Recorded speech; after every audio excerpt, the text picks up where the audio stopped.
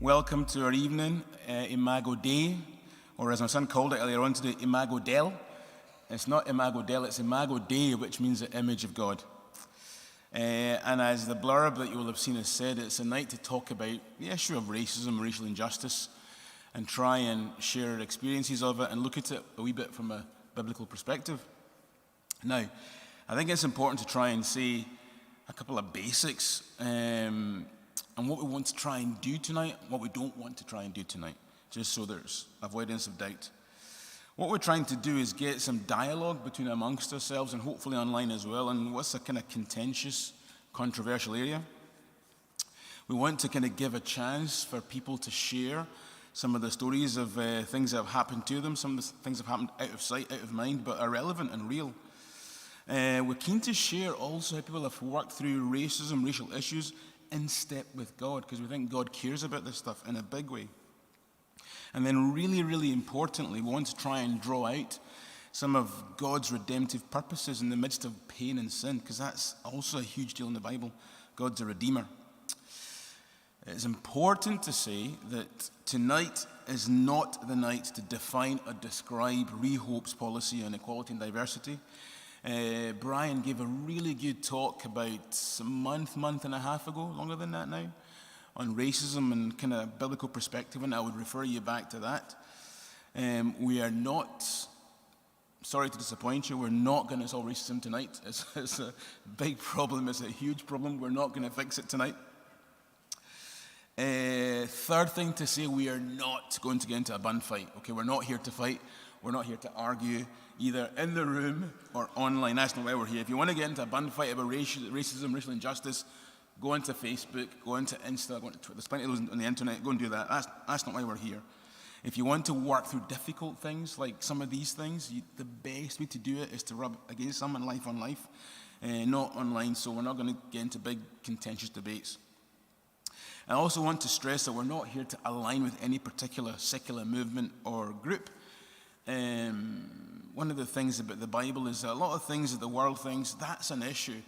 If you read the Bible, God said it was an issue 2,000 years ago, or 3,000, 4,000 years ago, millennia ago. So racial stuff and all this sort of stuff is in the Bible before some of the stuff that we see on the internet and in our culture today. So we're not here to sidle up or join up with anybody else. So that's kind of the main things to say before we start. We have, to my knowledge, we have a bunch of questions, and I've also got a couple of documents. Someone sent me a PowerPoint presentation with some thoughts and ideas. Somebody else sent me a PDF, a really good document with a lot of good thoughts on it. So we're going to dip into the PowerPoint and the PDF, and also some questions that people have sent in. If you're watching and you're online, then please send us some questions. You can do so anonymously if you don't want to ask something that you think, oh, that's a bit of a dodgy question. Just log out and log in with a false name. Make it up. Don't go for Jane Doe or anything obvious like that, you know what I mean, or Joe Blogs. Make it something a bit interesting. And fire a question, and I'll be dipping in and out of the online chat, so we'll try and answer some of the questions. So great to have you. Now, I have 4 beautiful panelists this evening, so I'm going to ask them to introduce themselves to you from my left onwards.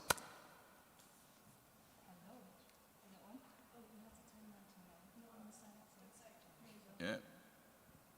Yes, that's on. Hi, my name's Kemi. Good. Well, I go to West End, Rehope, and you said to say what you do. Yeah, what you do. Tell us something interesting about yourself. I work as a dynamic merchandising specialist. And how did you end up in Glasgow, Kemi? Mum and Dad decided. Your mum and dad decided. What? You tell your siblings. Do you have any cool older siblings, Kemi? No, I don't. Oh yeah, I've got one in South Queensferry. Oh. Okay, so Kemi's my sister. One of the family jokes when I was growing up was that Kemi got all the beauty. My brother, also called Femi, got all the brains, and I just get nothing. I know. Right, go tell us a bit about yourself. My name is Emma. I go to West End as well. This year I'm doing the Remain internship, so that's fun. And I study musical theatre. Musical theatre, tip top. Who's the drama queen? I refuse. No comment. No comment. Okay. Throws the mic, leaves the stage. Okay, next on to Femi over there. Another Femi. Hi there, my name's Femi. I also go to Rehope West End, and I'm a doctor, currently out there in Lanarkshire, so hectic times, but getting on with it all right. Great, thanks Femi. And at the end of the row is, quick mic wipe. There we go. Hello, I'm Leanne. I go to Rehope Southside. Frozen chosen, everyone. Whoop, whoop. And I lead communities in Southside, and I don't know what else about myself to describe. How I got to Glasgow is by way of, I'm from Singapore, and my mum was a missionary out in Singapore, so I'm half Singaporean, Chinese, half white Scottish. Okay. And the journey came from Inverclyde, which was Gourock, which is lovely, by the way, by the sea and by the hills, and then I'm in Glasgow, where there's like high flats I and know. We've got the Clyde now, there's though. roads. There's like a little attempt at the Clyde. Yeah, Clyde But side. yeah, don't know what else to talk about myself. What do I do? Work in retail. That's it, Great. really. So you've got the microphone, hang on to it, you've got it tip top. Yes. So why don't you tell us a wee bit of some of your experience or journey with some of the things we're talking about, racism, racial injustice? So my experience overall is it's being mixed has brought its own unique challenges. I think that you balance being on both worlds, that you don't belong fully in a Caucasian world, or you don't, I'm not fully white, I'm not fully Chinese Singaporean. Especially moving from Singapore when I was 6 to Scotland, it was such a culture shock. It was just an everything shock from a city-state that is made up of lots of ethnicities, and it's a big cosmopolitan city, to just going to like a very small town on the west coast of Scotland. It was where basically I can count on my hand the amount of other kids in my school that were not born and bred there for generations upon generations. It was something I was really proud being from Singapore. It made me special, but it always was a thing of I don't necessarily fit in here. I don't belong here. I don't have, I don't have all my grandparents knowing every other auntie, and like in the town there wasn't that history. There wasn't that community to be part of. You were always just like a step out. Okay. And so with that, I think it was sort of realizing, it was more in high school when, I'm going to use words that are offensive, that I started hearing the words like chinky, or like just describe people talking about going and getting a Chinese takeaway. Like that was just something that was okay for them to say, that was an everyday word in the vernacular. And knowing that word was not right, that I felt uncomfortable, but I didn't know what it meant, but I knew that it just didn't sit right, and it wasn't a right thing to say. So it was always those kind of things, or like some of the nursery or like rhymes and things like that, or like being called Japanese, being called like those kind of things. It was sort of lumped into you're Asian. Homogenous, yeah. Yeah, you're just, you're just that, or do you eat dog? Do you eat cat? Those kind of questions. I did get asked once if I was a refugee. Okay. So I was like, yeah. It was sort of those kind of things. It wasn't anything, there wasn't anything what I would describe as like overtly racist. Okay. But it was very microaggressive. Okay.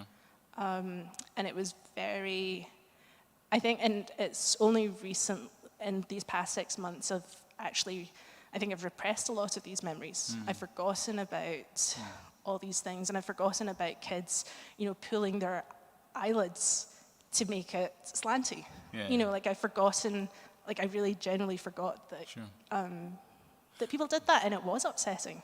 Yeah.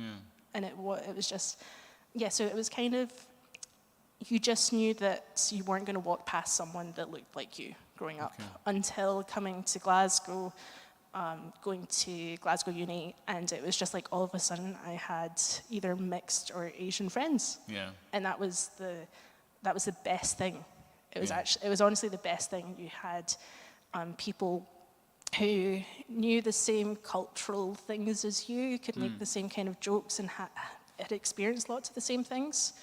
And it was it was very reaffirming at that age to find people like yourself. So you've touched on two things that I'd like to ask other panelists about, if one of you picks the microphone up. One is the issue of kind of belonging, and I want to maybe hear from you guys if that's something that resonates and if that's something that you've had to work through at some point yourself. And the other thing you touched on, Leanne, was kind of repressed memories and, you know, stuff that happens and then you get triggered and you remember something you've repressed. So I'd like to hear from that from the other three panelists, if possible.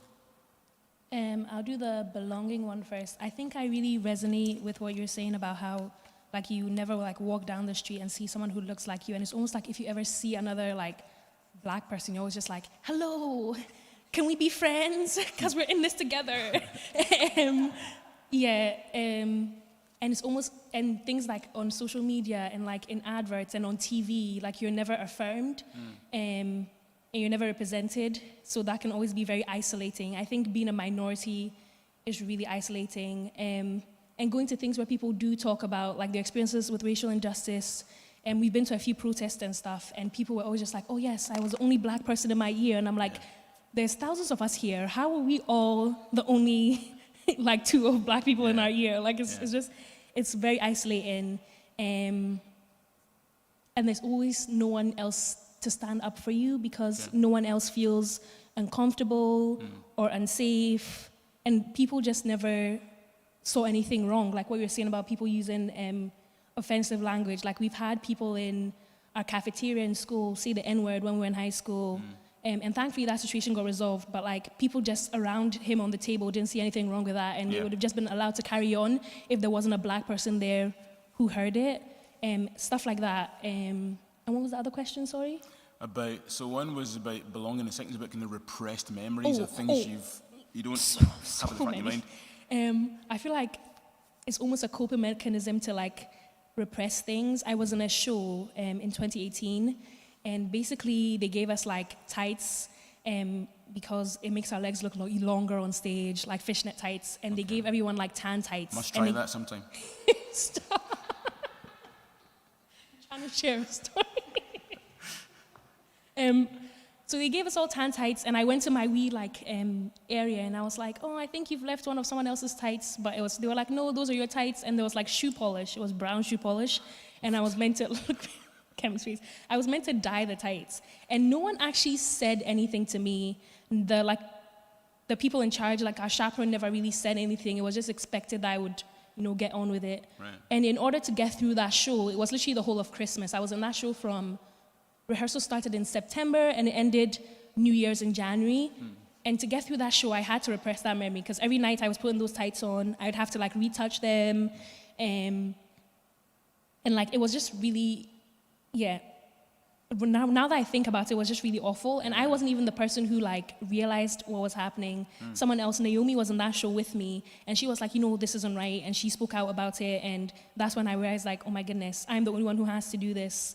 No one else had to go through this. And even when I thought about the show, like sharing pictures and stuff, like a year later, I never thought about the bad bits. I just thought about the good bits, and it like reflected on the bits about it I enjoyed, because it's just like easier to do that. Okay. So yeah. What about Femi and Kemi? Just been at home. So the two questions that the two things that Leanne touched on were that issue of kind of belonging, having to navigate not really belonging, and then also the issue of kind of you repress memories and then sometimes you get triggered and kind of brought back. Oh yeah, I mean, I feel like, yes.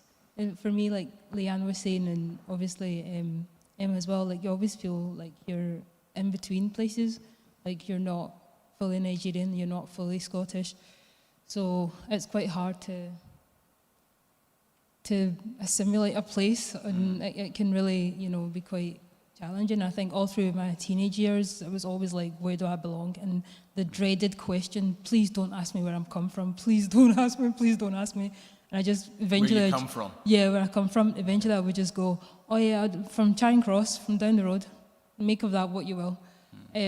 So, and in terms of like repressing memories, you know, there are obviously loads of things from primary school, from being teased and called names, but you always just say that they're kids, and I think that was, you justify things and you say, oh, they're kids are cruel, even though it was not okay. So those are the kind of things I've said, and if it was one person, I'll say, well, there's 10 others who would be really kind and, you know, be gracious when, you know, they say they weren't your same race as you, but, you know, it cost them something to be nice to you. So I don't suppress it, but I think I kind of compensate for it. What about you, Femi? So yeah, I think I would definitely like agree with everything that you're saying. That particularly, like for example, the idea of belonging is something that it's very difficult to actually put like a firm feeling on, because you'll see with your friends how they are very confident in where they are, where they belong, who fits with them, where their families, because their family's been there for generations. Whereas, for example, for us, it might just be our parents, for example, who are actually in the country. And you've not got that same sense of being rooted in that place. And that, because you've got, like, say, for example, myself, Nigerian parents, but I was born in London. So, although I speak with, like, a very English accent, my parents don't, obviously. So I've got a mix of the two. And it means that it's harder for people to relate with them, both of me with them, and it kind of creates that sense of difficulty in that aspect. And one thing that, particularly thinking about, say, repressed memories, is that there's so many little things that happen that you almost think, actually, is this just even worth bothering about? Yeah. Like, hearing you talk about people using offensive words makes me think back to, at school, my friends, and in fact just people in general, were actually kind of like, oh, can we touch your hair? Or we'll just do it and touch your hair. And you're just there like, I mean, if I did that to you, you'd be like, that's a bit weird, a bit creepy. But suddenly it's me, because it's so different and exotic almost, you're like, it's acceptable. Yeah. And you're kind of like, you could make a deal about it, but on the other hand, you're like, well, what? It's almost not worth it. Yeah, you don't want to draw that attention. Yeah. So you have to almost pick your battles, for want of a better word. And it's something that I think is, just because you're doing it so constantly, you become so desensitized to it. And I think that's the thing that I definitely have noticed, like, growing up, is that I've just become desensitized to it as much as anything else. Which has its advantages, but also has its disadvantages, because, like, for example, with you not realizing to, like, speak up and say, oh, this is a problem. Actually, you just, like, it's just how it is. You get on with it. Yeah. So, yeah, that is something that I think is kind of like a really big kind of issue. And I think looking back on my own experiences, it's something that's definitely touched upon, because I think growing up, started in London, which was very multicultural, loads of other ethnicities, if anything. White people were in the minority, but it never crossed anyone's mind as being an issue. But then we moved to the Isle of Wight, and then I was suddenly in a school where I was the only black person in the whole school. Well, so Alan you're talking probably. about 400 people. And I think, to be fair, as a kid, I was like 9, 10 at the time, so I was just very oblivious to this kind of thing and just was like going with the flow. But looking back through it, there was definitely almost an idea of people's expectations of what a black person does. So without ever really realizing it, there was very much the idea that, you know, you're always athletic, so you've got to be good at sports. You must be a good sprinter. Exactly. You're Are big you African really bum. black if you can't sprint, kind of thing. To be fair, I was good at it, but Yeah, I've got a big African bum.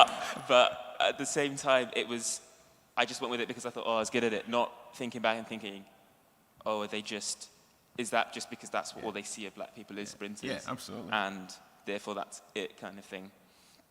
And it's something that definitely, I think, having gone to uni and going back there, I noticed it so much more.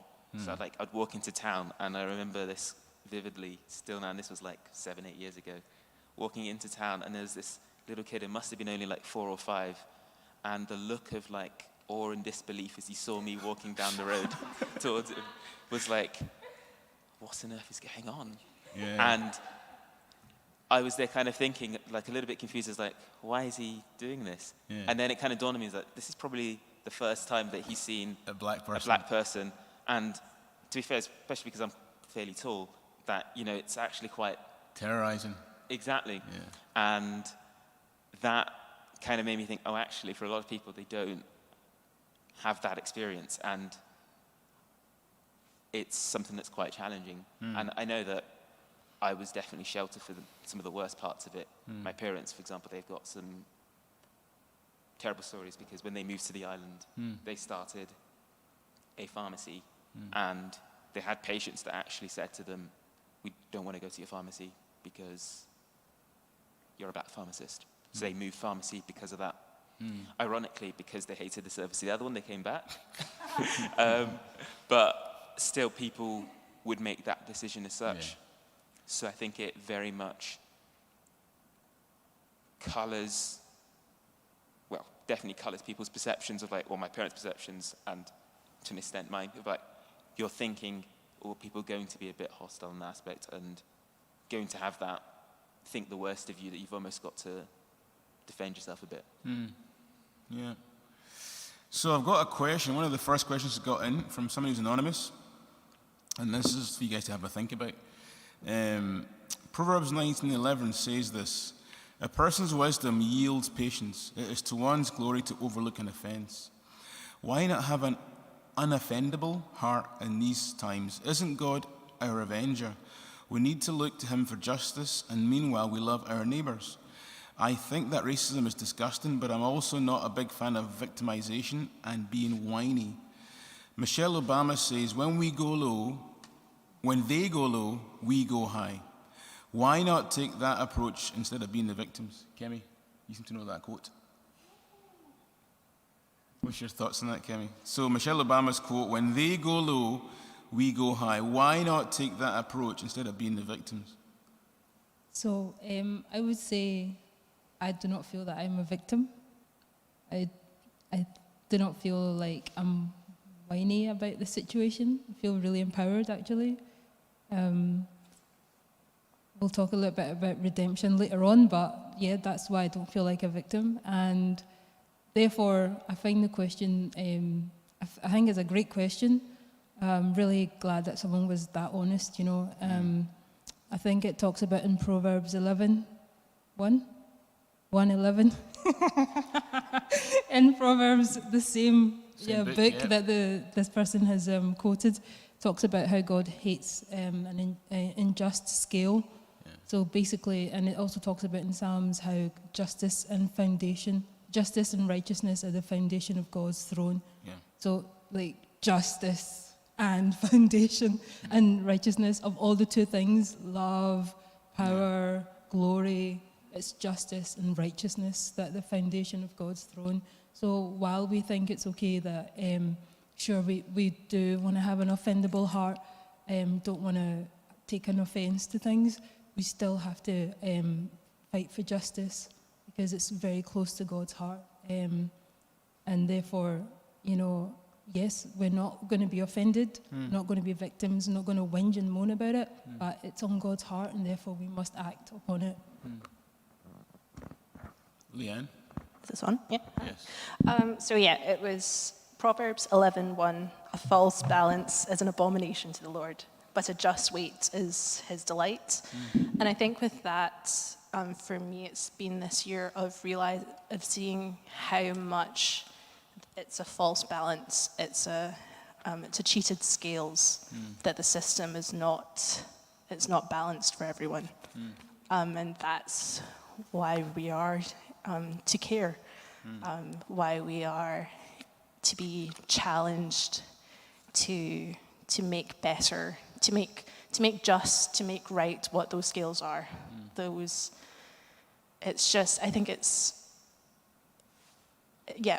seeing exactly how and from a different perspective of how unfairly balanced the scales are to so many groups of people.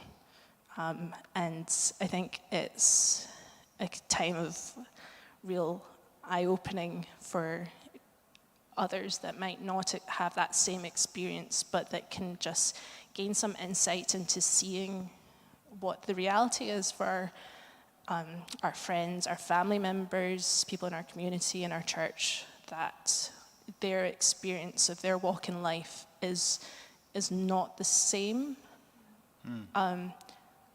purely on the color of their skin.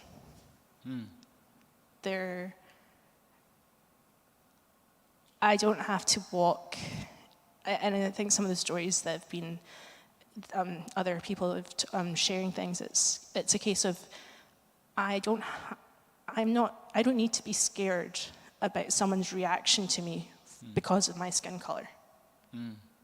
And it is an experience for so many people in Glasgow, in Scotland, in the UK, in the West, that is something that is just going to be, I'm imagining in the back of your head that is how you adjust, how you relate, how you enter a space, that is just, it's just there. It's just a brain space that for other people, you don't have that consideration at all. And it's just of a bringing back, only God can make those scales balanced. Yeah. But I think that he has called us to do what we can to make that reality, to bring his kingdom here on earth, to have his kingdom come. Absolutely, that's a great answer. So one thing you touched on, Femi, in your answers was about your parents' experience in the 80s, I would guess, or 90s. You're a youngster, 90s? 90s. So I've got my parents' experience, some horrible stuff when they were in the 70s. I'm a lot older than you. So we often think of racism being a kind of historical thing that was a real problem in the 70s, 80s, with the skinheads, 90s, not so much, but certainly one of the things that people talk about now is how racism is, the concept of structural racism or systemic racism, rather than people calling me the N-word at work, for example, or you guys. So what would be your thoughts about that, ways that you've seen that play out or come across that, or do you think that's a thing or not? So immediately thinking about that, the first thing that comes to mind for me is actually that structural racism is actually a huge thing. And not just that, but I just think about my name, for example, because my name, full name is like Oluwafemi Archibald Coker. Yeah. And the interesting thing about that is that when it came to applying for the school that I went to for secondary school in the end, my dad put the names the other way around. And at the time, didn't really think too much of it. But one of the things that didn't really dawn on me until I got to uni was that actually when one of my friends, he was looking through the list of names, saw the name Archibald Coker and was expecting a white person. And then it kind of clicked to me what my dad was thinking through this, because he was thinking, if he puts that first, you see that name, you think it's a white person, you're going to treat them so differently to how they are if they have a black person's name. And actually, in the end, I was like, actually, no, my name is Femi, and I'm going to get it changed, which was a faff, but got it changed background, so graduated with the right name. Yeah. But it's a thing that people will look at your name differently, because, for example, they find it harder to pronounce. Yeah. And even though it's only like Femi's 2 syllables, Yeah. you shorten it anyway. People still struggle with it because it's just an alien concept as such. And I think in that aspect, structural racism, that's just like a personal example of it. But you definitely see it on a bigger scale, because if you don't have the opportunities, how can you change the system, for example? Because thinking about it now, just in my head, the opportunities I had in a city, London, compared to being out in the Isle of Wight, were literally two different worlds. And if I'd stayed in inner city London, probably wouldn't be sat here chatting with you today. And these were opportunities that largely came about because of the schooling I had down on the Isle of Wight, which I wouldn't have had there elsewhere. Sure. So there's another kind of example that structural racism in terms of like the opportunities you're physically Able to afforded have, yeah. are so different. I mean, the things that I've done as a result of being in that school, the schools down there, mind-blowing, like trips across the world, for example, even going off expeditions, hiking, and even doing flying lessons and things like that would have never happened in a city. Do you think that reflects racism or poverty or different economic status? And I think that's a really interesting thing, because there's definitely overlap. Yeah. And I think, for me personally anyway, one of the things that I think when we're talking about racial injustice, particularly in the UK, is that there's so much overlap with kind of broader things about poverty. And like how, as a country, we look down on people who are less well off. Yeah. And we don't give them the same time and space, and we tend to think of them in a poorer light, similarly to minorities. Yeah. And it's something that when you, especially if I think back to Read Through this year, big shout out, the thing that we every week I felt like we just touched upon this was the fact that one of the big issues that God had with Israel was the fact that they were just so unjust. Yeah. And they weren't looking out for the poor, the foreigners, the orphans. And he kept on saying it time and time again, to the point they were like, really, I could see this now. How have they not kind of latched onto this? And yeah, it's a similar thing in our society now. Yeah. And I think that very much everything that's been triggered around George Floyd's murder was the fact that actually these things are still an issue today, and that regardless of whatever you think about other things, we are children of God. We have the word of God given to us, and if we're not acting on how are we living up to that truth that we hold on to? Yeah, absolutely. And I think you touched on a very good point for me about reading the Old Testament together as we did over the first 7 months of the year, that God has a lot to say about kind of justice and how what you do as a community or as a group is actually a big deal. Any more thoughts and questions about that from the other panelists around kind of systemic or structural racism? I think I really echo a lot of what Femi's saying, like about changing your name, and like, because my name is Manuela, but like in Ghana, we grew up in Ghana, and for like the first 8 years of our lives, so everyone called me MFA. And then when I moved here, people would even try to pronounce my name. Daniela got like a few people trying, but people wouldn't even try. So I was like, oh, Manuela, and then they were like, oh, someone actually looked at me and was like, oh, that's too long, hen. Can I call you Emma? And I was like, I was in first year. I was like, okay, you can call me Emma.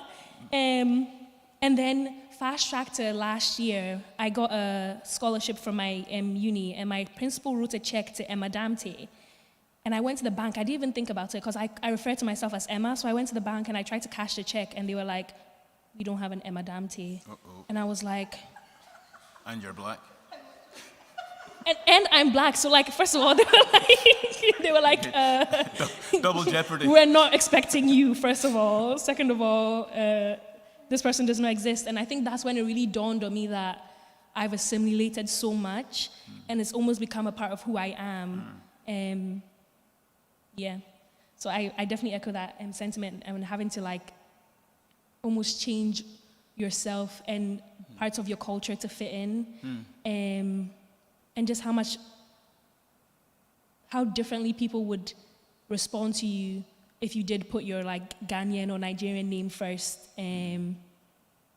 or even insisted that they call you by that name, because like I've had people in high school who are like, no, my name is, Oluwamodupe or this, and people refusing or making fun of them or calling them something like rude. Like Daniela's Ghanaian name is Fako, and people for a long time called her F off. Yeah. So she was like, no, this has to change, because it was either be bullied or assimilate. And I think that's really the harshness people are not getting. It's like, it's cutthroat. It's like either you do it our way or you're like on the fringes of your social circles and like society. So yeah, and that's just a high school experience. Yeah. So imagine people who have to like go out into the world and be doctors and treat people and like be performers and work in customer service. Like my mom worked in Pizza Hut for her first job when she came to do her master's, and she couldn't do the phones because people, like, people wouldn't understand her, she wouldn't understand people, and people wouldn't give her that patience. And she was like, her manager would be like, oh, just go do the dishes, go in the back and do the dishes. And I remember her telling me that, and I cried. I remember we were going to get Chinese, and I cried. I was like, Mom, I would have translated for you. I'm so sorry. Because for majority of my life, I have done that. I've explained what people have been saying to her. Yeah. Thanks for both of you for sharing that. And that kind of touches on to one of the things we've talked about amongst ourselves, and I'd be keen for you guys to share your thoughts on this. How do you define your identity? Imago Dei says that we're all made in the image of God. All of us are made in God's image. So how do you navigate that as a black person or a person of color or a minority person who is a son or daughter of Jesus? How do you navigate that? What does that look like for each of you in your lives? Take this one, because this way if I speak, then I don't have to think about it later to try and fill out what we're all saying. I mean, it's easy to then say we're just sons and daughters of God, and that's our identity. But this is something that really I've only had a breakthrough this year about defining myself as a child of God, and it was really through. I think it was reading Exodus and reading through Moses and talking about, I think, really connecting with Moses as a bit of an outlier as well, of being Hebrew but being brought up by the Egyptians, and then also having to be the foreigner in a foreign land when he flees, and then coming back, and it's this place that he's kind of, and then God calls him to redeem the Israelites, and it was kind of this sort of revelation of how God uses all kinds of people, and people that are perhaps on or sort of on the fence, or just on the outliers, I guess, in some ways. And then that was kind of like, oh, I can be like Moses. I can be like, I can relate. And then it was like, oh, I don't have to feel like I belong to my Scottish heritage. I don't have to feel like I belong to my Singaporean Chinese heritage. I don't have to have, these can be important parts of what makes up my history, my character. It's influenced how I am as a person, but it does not need to be my standing point. It doesn't have to be where I hang my hat up, because first I am a loved child of God. Yeah, amen. And it's just kind of like, oh, it was just so freeing. I didn't have to, it's just been quite a freeing year of thinking about that, and then about thinking about issues of racial injustice, that it's actually, for me, being able to navigate that a bit easier, because first if I've got that as my stand, the platform, then it's not as painful. There's not the same fear that I've got, that I think we were talking about with navigating this right now for people in the secular world. Where is their, for so many people, where is their identity, their true identity from? And with this, it's like, oh, I'm Leanne, daughter of God. Yeah, that's a great answer. Femi?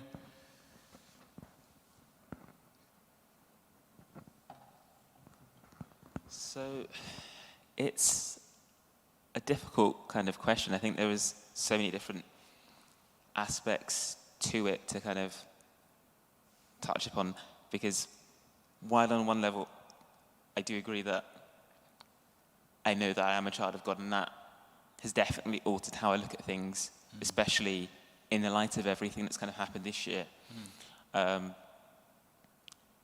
There's also been so many other things that I've just not even really grasped on fully until kind of everything that's kind of come out as a result of George Floyd's murder and the kind of furore that it kind of erupted as a result. Because at that time when that happened, I remember messaging my brother, and we were just like, oh, it's just another black man being shot. The difference is it's been recorded. We barely didn't respond to it. But then seeing the response, people's reaction, you were like, okay, maybe there's something slightly different to it. I'm not too sure. And then I think people started to talk about it more and more. One thing that really kind of, it's hard to describe, but I watched 13, the documentary. Oh yeah, it's a good film. And I remember watching at the end of it and was actually just in tears, because I was like, this makes so much sense in terms of like, although we do have an extent where in this country where we do incarcerate people of minorities higher compared to other races, but the fact that it's that media perception of dehumanizing the young black man into literally just a criminal was something that actually resonated so much, because as a result of that, I've kind of like altered my behavior. I make sure that I seemed as unthreatening as possible to try and make sure that people didn't think that they had anything to worry about. You'd almost excessively smile, or you would... Don't wear hoodies. Yeah, for example, I mean, it's only because of work, and I mean, I wouldn't be normally wearing trackies because people give you funny looks as a black person, and it's something that actually I'd actually forgotten about, because I was so used to not wearing them that because of work, because it's actually just more practical, I've started wearing them. And then I think there was one day I went into shopping centre to try and get a delivery, and the amount of just dodgy looks that people were giving me, and like side eye, you're like, oh, okay, I've forgotten that this was a thing, because I'm so used to wearing otherwise, and almost preventing that from being an issue, that I'd almost forgotten, for want of a better word. So that was kind of one of those things that really made me kind of crystallize what the identity that's almost put on us by the world as such. And I think that that's the thing that's so difficult about this, is that when you have the world telling you so many negative things and that you are literally not human, basically, that as much as you can try to have that right posture and heart, part of you does start to take those things on and protect yourself. But it was really interesting, because I watched another documentary on BBC just talking about kind of the whole response to George Floyd. And I could see a difference between myself, who's still thinking of myself as a child of God and thinking with, what does God want in all of this, versus people where you could see that wasn't the case. And I could understand, I could feel their emotion and their anger at the injustice that they're dealing with, but you could tell they were missing that bigger sense of hope. You've got a bigger framework. Exactly, that kind of almost, that rock. Yeah. That even though we're dealing with this storm of racism like bashing away, you still got that rock. But you could see with them that they were missing that, and that there was just something that was almost quite painful to watch, because you knew that they were missing that aspect of the discussion, which I think frames it for us. So basically, it's kind of a very complex and topsy-turvy thing, really. Yeah, it's some good insights. I like the point you make about how when you look at something that's really difficult and complicated and messy, like all that's happened with George Floyd, etc., this summer, there's always that sense that we, because of our belief and because we believe in a God that's bigger than all that, you have a hope, and you have a bigger frame of reference, because our story isn't just about here and now; it's an eternal story. So I think I like that's a really good insight. What about you two ladies? Any thoughts about how you navigate some of these things around your identity as daughters of Christ? So I love that Julianne about Moses. Like I was thinking about that when you were saying I love that idea about Moses being like struggling with identity. We would never think, we would just think of him as this great hero that, flawed but led the people, and was a friend of God and everything. But he must have struggled because he was in Hebrew and he grew up as an Egyptian or, in an Egyptian context, and was probably felt at home in neither places because he was so, because things had changed. So I kind of how I feel grounded in my faith is because the Bible, I feel like, is just littered with people like that as well. Even Ruth, who was like a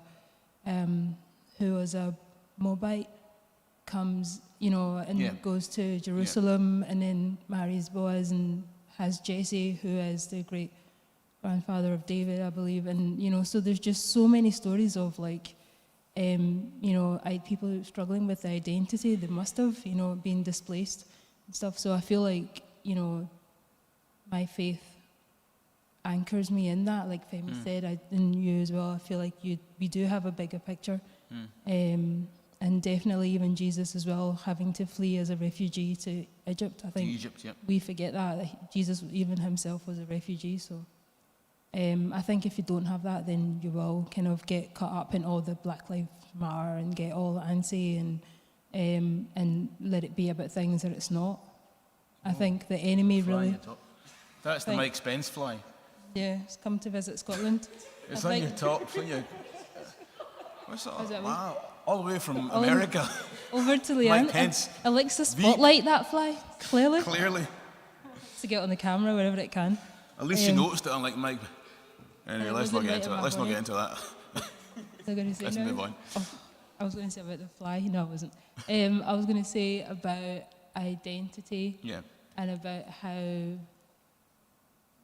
being a child of God is really, like, it's kind of grounded me even more, because I think, God takes what the enemy means for evil, and he turns it for good.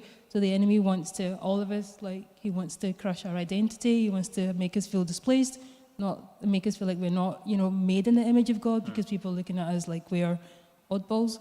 But, God, I think that we'll talk about redemption later on, but I feel like God really redeems that, and it's actually been the strongest anchor of my life, knowing that I'm a child of God and made in his image.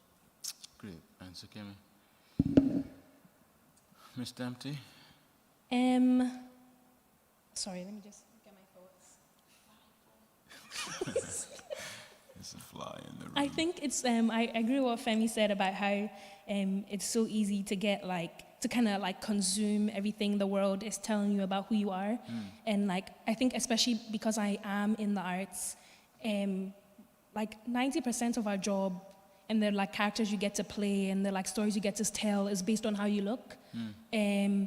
So I think it's really hard not to let that be a factor in things that you, in the way you move in the world. And I think there was a period of time during summer where I was really down and depressed, and I really didn't have any, I couldn't see a way out. It felt like it was literally in the middle of it, and I reached out to people and I asked them to pray for me. And I think it was really interesting to see how people almost knew what to pray for now, because kind of the language, we had the language to define the things that we didn't have definitions for. Leanne was talking about how things in school made her feel uncomfortable, and she didn't know how to explain them, but she knew it made her feel uncomfortable. It was really encouraging for me to see how my Bible read-through group could pray for me, because they kind of had a glimpse of what I experience every day and the thoughts that could be going through my head. And it was really encouraging for me to be these are my brothers and sisters in Christ, and while they might not have the same lived experience, they are in it with me, and they're here to encourage me and support me. And I think that's where community comes in, because I think being a minority, you almost always never feel like you belong. But if you can find a place in our faith where we are we're united in this,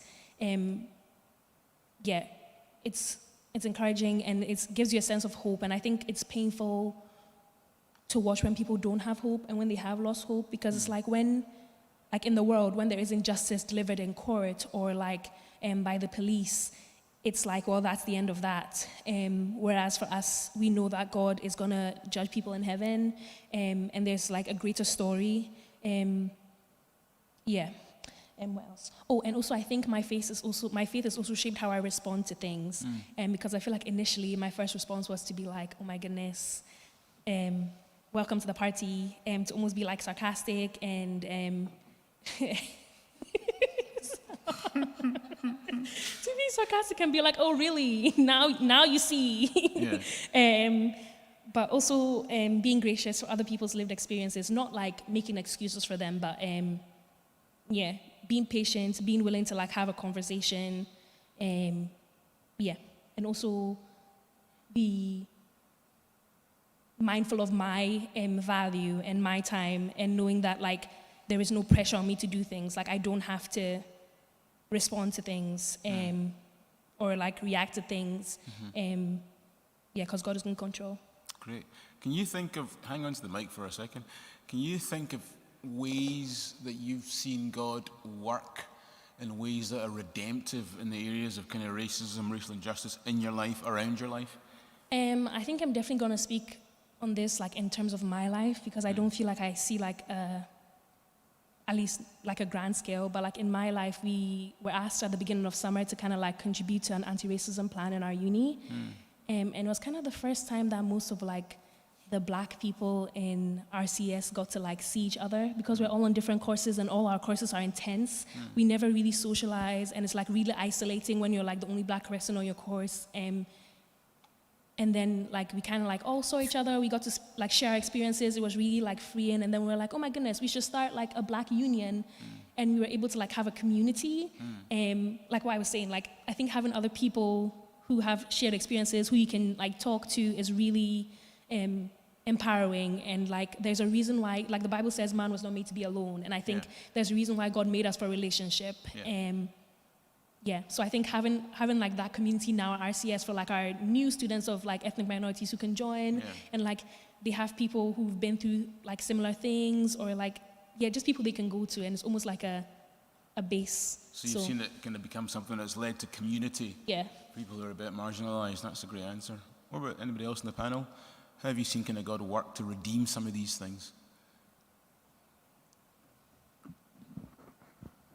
I think the biggest thing is probably the support from church. So it was the week, the Sunday after George Floyd's murder, and Ruth was, we were speaking on it on that Sunday, and we had a core team meeting after, and it was just kind of like to talk out some of our experiences, because that week was raw for everyone. It was, and it's weird thinking back at how intense that felt that time. And it was myself and a couple of other people on that Zoom call, and we were just talking and sharing experiences. And it was so, I don't know how to describe seeing the faces of other members in my church, like really, it felt like I was really heard about this for the first time, that it wasn't, you know, when talking to friends about racism, cultural things, colonialism, and you know, you kind of, before it was like an intellectual exercise, perhaps. You know, it was just like, oh yeah, the Scots were part of the colonies. And I was like, yeah. You know, like all those kind, because Singapore was a colony. It was part of the Commonwealth. It was. There's lots of things tied up with that It's like colonialism. Colonialism's you know, and the fact that you have expats over there in the East, and you know, I know my mum was treated differently as a white missionary. Then, you know, there was deference paid to her because one, she was the missionary, and then two, she was a white woman. By Chinese people, by Indian Singaporeans, you know, like by Malaysian Singaporeans. There was I know that there was a difference because of her skin color. And that conversation, and I was seeing people's their faces and just really feeling heard and seen as what my experience was. And it felt so, I was just buzzing off it. And I was telling everyone, that it was just like, I felt heard. Felt heard and seen. And then, for my sister, she tried to have a conversation with her friends about all the stuff with race, and she's had a very different experience than I have. Yeah. And she was expecting that same response, and it was a very different conversation. But it was because I feel like God was in that Zoom call. Yeah, absolutely. In that moment of and there was I think in that, and then I think that has given me the confidence when we've been talking about this issue, that the fact that we've got this here tonight, that we're talking about this in our church. I think God is redeeming all of that for us, and it's starting to redeem all of that for us. Absolutely, and I think it shines a light. I was thinking today about how, in some ways, all that happened earlier this year with the George Floyd situation was that the murder of George Floyd was that it was a bit like when there were video clips of kids in Ethiopian kids starving, and the world thought, this is wrong, let's do something about this. And because one of the things that people often say is, oh well, why is the church even bothering about that? There are many things for the church to be worried about. That's just one of them. And it's like, well, yeah, sometimes it is, but sometimes when something's in the media conscious is like that, and the world pays attention to something that's right, that the church should deal with it. And I think you're right, that the fact that the church kind of was engaged in that and was a forum where you could talk about that stuff was a huge deal. What about you, other two panelists? Ways that you've seen God redeem this situation?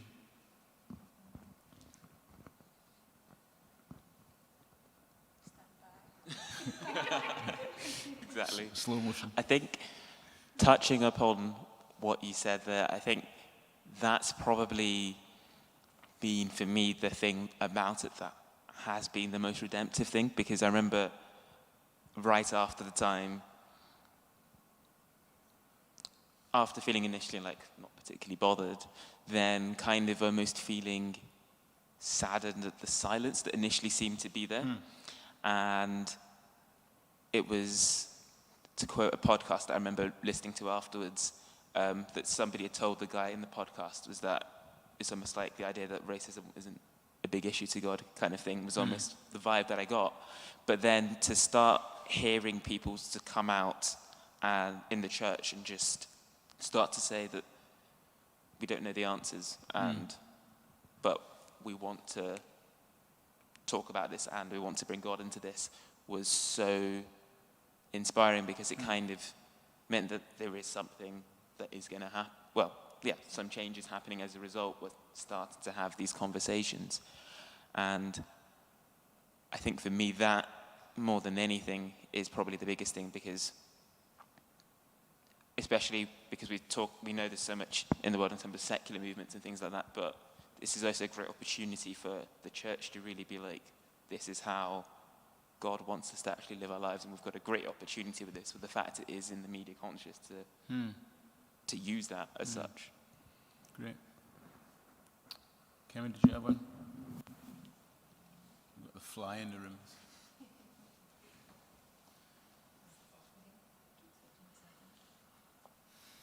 I was thinking about, in terms of redemption, like, a bit like what Femi was saying, you tend to kind of get numb and just kind of like ignore a lot of things, but I think that actually that's maybe not the response that God would have me have in these situations, because obviously he's divine and he would have known that I would be born here to Nigerian parents and would have experienced some of Nigerian life, but then would be brought back here at a very early age and then grown up here, and therefore would be a minority. So he placed me, like all of us, as minorities in, Glasgow, Isle of Wight, wherever the context has been.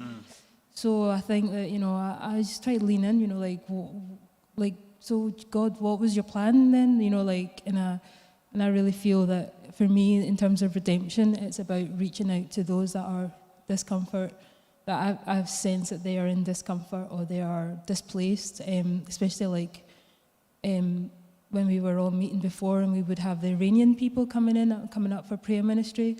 Like it was, every time I prayed for them, I would just be bawling because I just could feel so much the heart of God. And I think that it's not just an internal thing that we have to say, oh, I feel this way, or I've experienced this. I think that God really wants to use it for something else. And for me, it's been reaching other people who have been displaced and having a heart that maybe other people might not have because they haven't experienced that. But we all have our things that we've experienced, and God wants to definitely use that. So it's almost like for you, that what you've been through allows you to empathize and minister to people in a way that others can't. Yeah, and I really believe that it actually has power. Like I really believe that it's not just like, oh, I feel your pain. I really feel that God, like, I want to say anoints that, but I feel like God gives that power because, I don't know, because you've been through it. You know, they say sometimes like if you've won a battle in an area, it's almost like you've earned the stripes, and God like gives you power to now function in that role. You know. Absolutely. So, yeah, some people think that sometimes that's one of the things that comes out of suffering, isn't it? Is that you're able to minister to people who are suffering in the same way.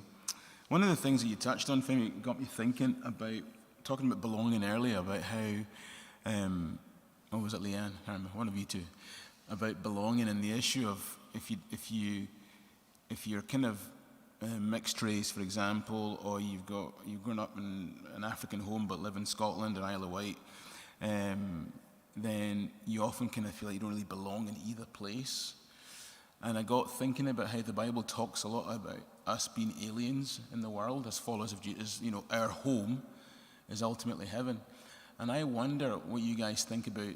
I think that sometimes people who have traveled or emigrated or are different race can really teach the church about some of these things, because you actually know what that's like to be saying, well, I live here, I function here, but my home isn't here. I belong somewhere. I don't really belong here. What do you guys think about that? Isn't that kind of thing about not really belonging?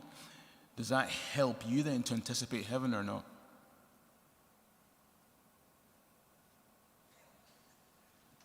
Because no one's going, but I've been fascinated about people who have died and gone to heaven. I don't know how many I've watched, and I think they're credible. I've checked my sources.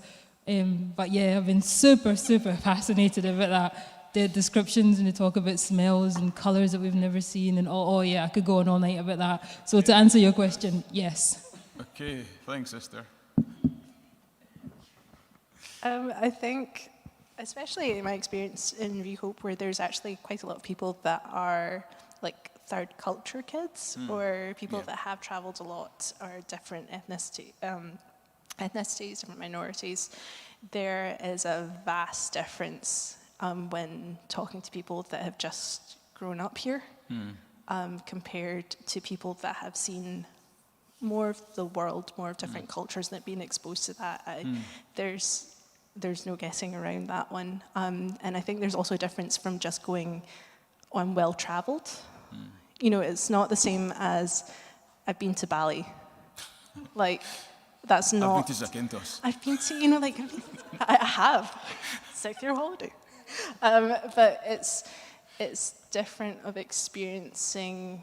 You gain an insight into someone else's culture. Yeah. You see things slightly differently. How you approach things, you recognize things that the majority culture doesn't often realize.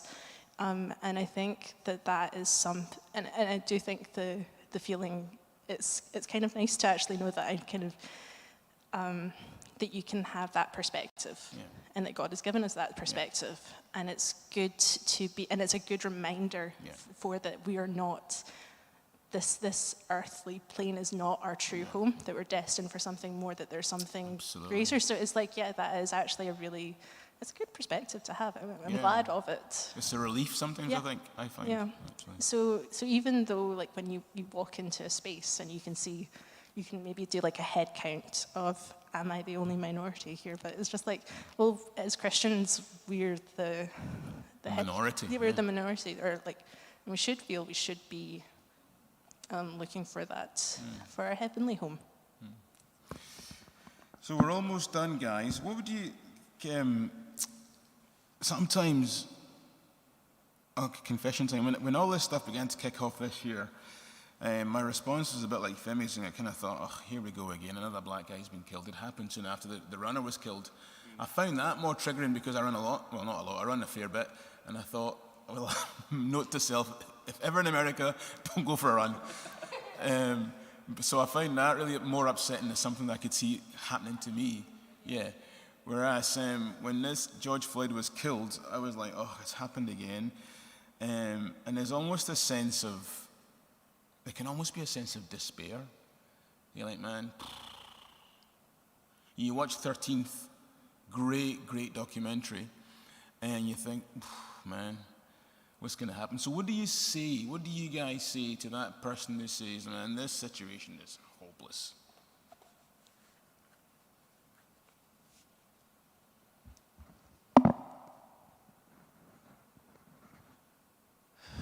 It's a tough question, and I think on one level it's kind of like, you're right, it's a big issue. It's way bigger than us. It's something that is literally the size of it that's so much that you're like, almost only God can solve it. But at the same time, there's still something in your own heart and mind that you can still introspectively look at yourself and almost ask yourself, what am I thinking? What are my own thoughts? Is there anything I could be doing differently? Yeah. Because if everyone did that, we wouldn't have this. But so it's almost like it's that individual thing that's one person at a time in effect. And I guess that's kind of, if anything, probably the only way that the big things will probably change is that if people are starting to think, oh, we need to actually think about how we're doing, and then think, oh, are our politicians doing the same thing? Then suddenly you see change on a massive scale. So I guess on that perspective, yeah, that's kind of, I guess, if people are asking me, oh, it's such a big issue, yeah, that's probably what I would say. Okay. Leanne, what would you say to that person who goes, oh, man? Got it. I think one of the things would be that actually this whole time is really it's given us an opportunity to really empathize. To empathize with others that are experiencing this. That we don't need to feel for everyone that, in Romans 12:15, rejoice with those who rejoice, weep with those who weep. And I think that's something I've really taken to heart, is I need to, if I want to pray about something, if I want to seek that change, I have to feel that. I have to acknowledge and really see that suffering, that pain, in order to, because personally it feels like if I just pray for end of racial injustice, it's like what's that feeling? What am I crying out to God? I'm not crying out. But these past months, it's been like, oh, I know what I'm crying out for. Like I know what, or I've got more of an idea of what I'm crying out for now. So I'd say that's been something to that's against despair, perhaps. And I think, I've lost train of thought. I don't know. It's like the conversations we've been having, it has felt tough to kind of to think, even for church, it's like how do we fix everything? How do we fix everything? I would just like to know how to fix it all. But I think that for sure it's the one heart at a time, one person at a time. If we can, we're talking about this with 3 or 4 churches right now, and with people that haven't necessarily experienced lots of things. So this is something. Yeah. This is something that we're doing right now. So it's little steps to see what's actually happening in our community that we can affect in our personal spheres. I think that's what we can dramatically alter someone's experience with how we are and how we approach them, instead of, and calling things out perhaps when you wouldn't necessarily have before, realizing that certain things are microaggressions, that things are, you know, that you don't diminish someone's experience, and you're not, I think the best thing we can do right now is give those that are suffering a voice, and to be seen, and to be seen, instead of, I know that for many, especially in the church, it's to be colorblind, but then you're not recognizing God's creation. Yeah, absolutely. Fully holy. You're not. Absolutely. You're being. I think that's actually something that's really good, to not be colorblind. Yeah. Because I'm obviously not the same skin color as the rest of you. And it's just like, and that's how God has made us in that way. And it's like, and there's so much to celebrate and so much to embrace and so much to appreciate. So why should we deny ourselves the understanding of this experience, of this world that God has given us, by reducing it to color blindness? Yeah. We don't see like that. Yeah. So Absolutely. Great. I love that point about colour blindness. Good one. What about you two ladies? Thoughts? What do you say to guys lost hope? I think I definitely I agree. I think there was a point, I spoke about it earlier, where I lost hope. And I think initially it was thinking about it from my sphere of influence. What can I do to actively combat systematic racism, and not thinking of it as like a big problem. Well, yeah, it's a big, but like not thinking of it as like a, how do we end racism, but kind of like, what can I do to change about my behavior? What are the things that I should start calling out so people are more aware of what they're doing? And I think, to quote Hamilton, we're planting seeds in a garden we don't get to see. Musical. Because I think, you know, Martin Luther King would have thought, when they were going to march on Selma, he would have thought, like, you know, he wouldn't have known the results they would have had. He wasn't doing that much thinking, now they're going to listen to us and we will get our rights. You know, he was like, you know, this is what I've been called to do. I'm doing this because enough is enough. This needs to end. It's almost like a response, the things we do in response to these situations. And there will be times where you're disheartened, and I think that's where community comes in, because we need each other to remind us and to lift us up and to like sometimes carry us over, like, you know, the finish line. Well, there's not going to be a finish line, but you know what I mean. That's. Yeah, that's great. Thank you, Kemi. What do you think? I love that Martin Luther King reference, because he would have thought that was like nothing. Thought he was going to lose his life. Sorry, and by the time he had been assassinated, he didn't see like kind of like the fruits of his labor, but we're all like here because of the sacrifices those people made. Yeah. And I think that's what encourages me. Like, I'm doing all these things and going through all this trauma from my kids.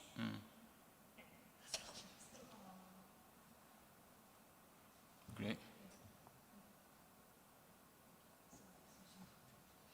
I think that's so true, because if you're discouraged, then I think, you do have to look beyond this generation, like us. You know, it will be our children that will reap the benefits, and I think it's for them that we do it, because we're probably not going to see a night and day change, you know, in our time, maybe, you know.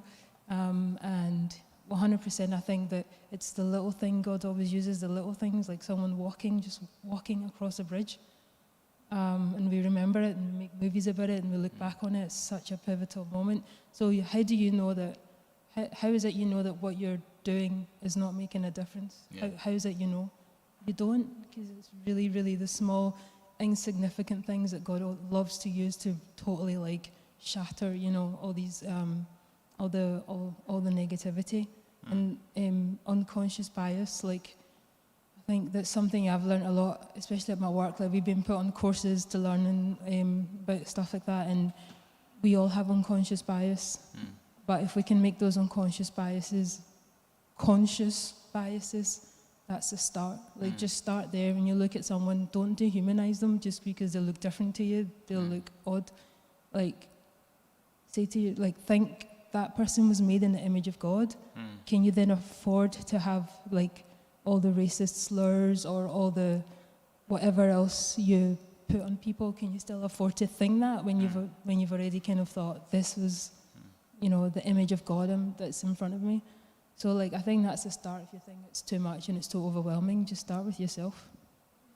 Great. Thanks for those comments, guys. Thanks for the honesty. I know that some of the stuff is quite delicate and can touch a nerve and can, you know, as we were talking about repressed memories, sometimes can give us kind of flashbacks.